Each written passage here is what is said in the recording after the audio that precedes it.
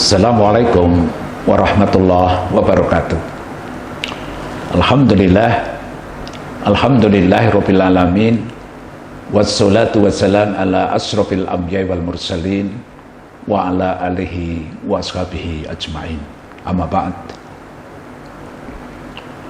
Puji syukur kita panjatkan kehadirat Allah Subhanahu wa taala, di mana pada saat ini kita bisa mengadakan kajian rutin yang diadakan oleh Rumah Sakit Islam Umum Klaten. Saudara-saudara sekalian, tema kali ini akan kita bahas tentang melestarikan amal jariah pendiri Rumah Sakit Umum Islam Klaten. Suatu ketika pernah bercerita Abdullah bin Mas'ud dalam satu hadis yang diriwayatkan oleh Ahmad. Khattalana Rasulullah sallallahu alaihi wasallam yauman khattan. Rasulullah menggambar satu gambaran yang gambar itu isinya adalah garis lurus. Kemudian dikomentari, hadza sabilullah. Ini adalah jalan Allah. Tsumma khatta an yamini dzalikal khat wa an shimalihi khututan. Di samping garis yang lurus tadi, Rasulullah juga menggambar beberapa coretan yang berupa jalan, garis-garis di kanan kirinya. Kemudian Rasulullah mengomentari, hadhihi subul. Ini juga jalan yang ada di kanan kiri, sebagaimana yang tadi sudah digariskan oleh Rasulullah yang ada di sebelah kanan dan kirinya. Apa komentar Rasulullah? Angkulis sabil minha syaiton yad'u ilaiha. Garis-garis yang ada di sebelah kanan kiri itu adalah jalan juga di mana setan itu ingin menggoda, mengajak sesuai dengan kemauan setan. Saudara, dalam Al-Quran kata sabil itu ada tercantum sebanyak 166. Sedang kata subul itu ada 10 kata. Sabilullah sebagaimana yang digambarkan Rasulullah pertama kali tadi, ini maknanya adalah ad-dinul Islam. Kita bertanya, kemudian ma huwa dinul Islam? Apa itu agama Islam? Kalau kita mengacu kepada satu hadis yang diriwayatkan oleh Imam Bukhari, buniyal Islam ala khamsin. Syahadatu an la ilaha illallah wa asyhadu anna Muhammadar Rasulullah wa iqamus shalah wa itaiz zakat wa shaumur ramadan wa hajjul bait man istata'a ilaihi sabil. Sebagaimana kita tahu dalam rukun Islam, saudara, yang terakhir dari rukun Islam itu adalah haji. Kalau kita kembali di Klaten, di kota kita ini, daerah kita ini, haji pada zaman dahulu, taruhlah sekitar tahun 73, sekali angkatan itu jumlahnya 40 jamaah. Tahun 74 itu sekitar 45 orang saja. Sedang tahun 75 itu meningkat, ada 60-an orang. begitu seterusnya. Saya masih ingat itu kalau tahun 1988 itu jamaah haji aja masih sekitar 80-an orang. Memang saat itu masih mudah untuk mendaftar dan pergi haji. Berbeda dengan sekarang. Kalau sekarang itu antriannya saja sampai 25 tahun kurang lebih. Jadi kalau kita umur misalnya 30 tahun, nah plus 25 tahun, nah kira-kira berangkatnya tatkala kita umur 55 tahun. Saudara, para jamaah haji Klaten itu sepulang dari menunaikan ibadah haji, banyak sekali kegiatan yang dilakukan, yang antara lain adalah mengadakan pengajian berkelompok, per tahun, silaturahmi, berkunjung ke jamaah satu, ke rumah jamaah yang lain, mengadakan pengajian yang biasanya diketahui oleh ketua kelompoknya. Dari rombongan-rombongan per tahun yang ada itu, kemudian mereka saling mengadakan silaturahmi. Hasil daripada silaturahmi di antara kelompok-kelompok yang ada ini, kemudian mereka bersepakat untuk mendirikan Yayasan Jamaah Haji Klaten. Atau tepatnya adalah pada 7 April tahun 79. Tujuannya apa? Tujuannya adalah untuk melestarikan haji. Melestarikan apanya? Agar hajinya itu tetap mabrur. Apa itu haji mabrur? Ya, al-hajjul mabrur laisal jaza ilal jannah. Demikian hadis yang diriwayatkan oleh Ahmad, hadis dari Jabir. Jadi pahala haji itu adalah surga. Qila wa ma birruhu. Dan apa kebaikan-kebaikan yang disebut dalam haji mabrur itu? Yang pertama adalah layyinul kalam, ucapan yang santun.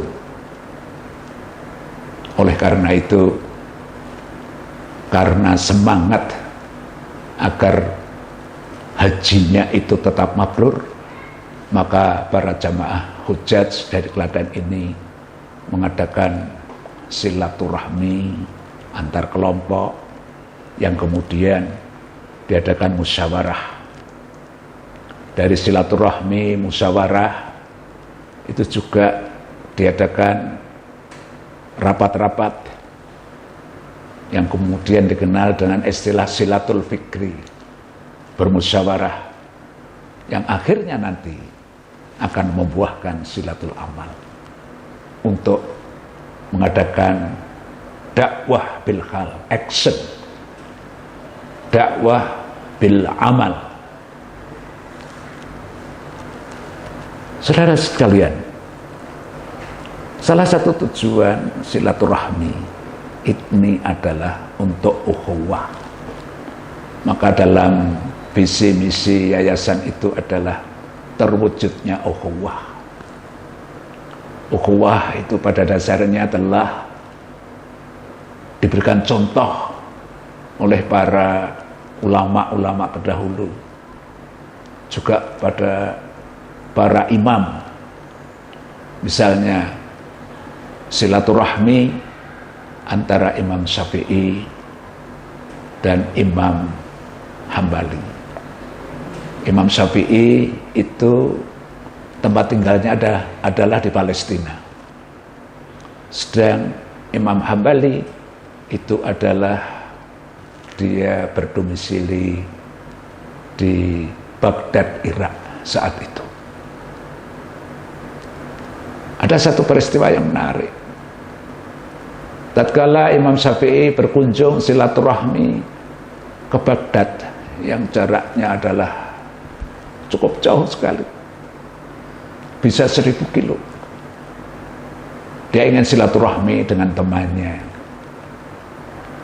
dengan teman yang sering mengadakan tukar pikiran, adu argumentasi tentang apa? Tentang masalah-masalah agama. Singkat cerita, tatkala beliau datang, sudah sampai di Baghdad, kemudian disambut oleh Imam Hanafi dan seluruh keluarga. Dan saat itu, ya karena ini menghormati tamu, Imam Syafi'i dijamu dengan jamuan yang istimewa.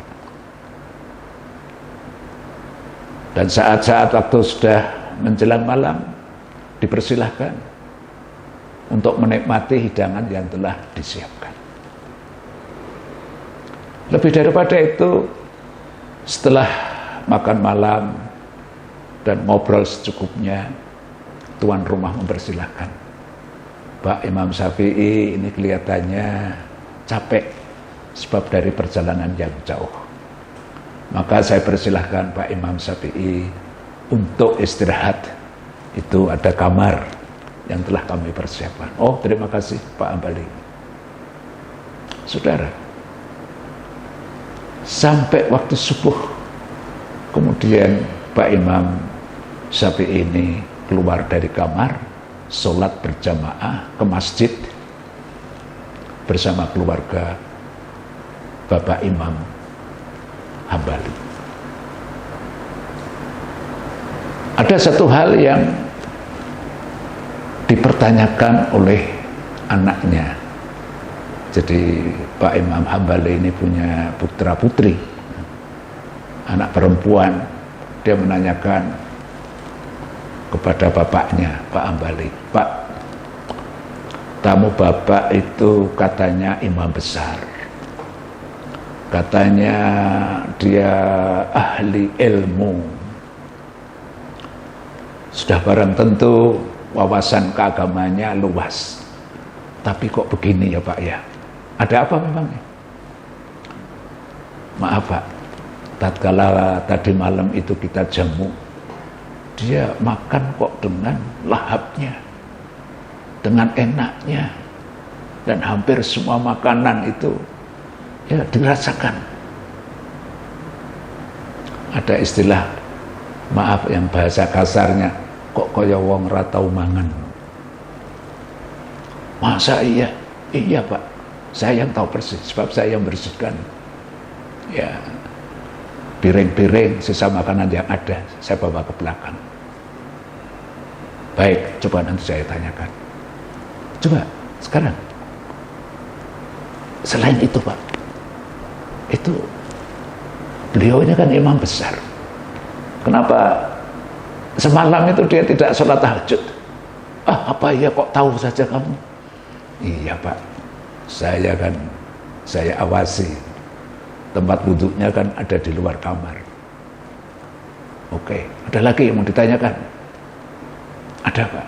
Apa? Ini loh, tatkala keluar sholat subuh, kenapa dia tidak wudhu? Kok dia langsung ke masjid?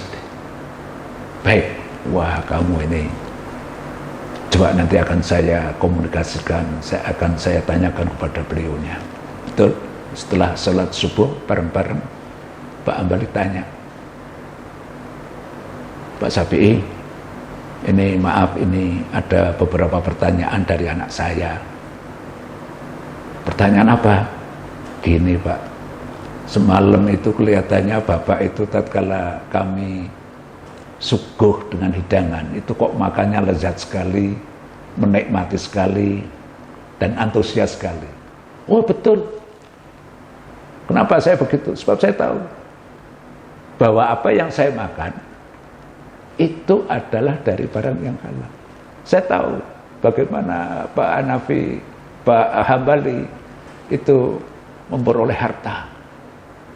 Betul, saya merasakan. Dan saya terima kasih. Tapi ada satu lagi, Pak. Apa? Pak, semalam kok Bapak ini tidak sholat tahajud. Ah, betul. Saya tidak sholat tahajud. Kenapa? Tapi alhamdulillah di rumahmu ini, dalam semalam saya itu bisa menyelesaikan 73 makalah. Luar biasa. Dalam semalam bisa menyelesaikan 73 makalah. Kita bikin makalah satu saja berapa lama? Sudah, ada pertanyaan, ada satu lagi, Pak. Apa? Tatkala Bapak sholat subuh tadi, kenapa kok tidak wudhu, kok langsung ke masjid sholat? Wah, betul sekali.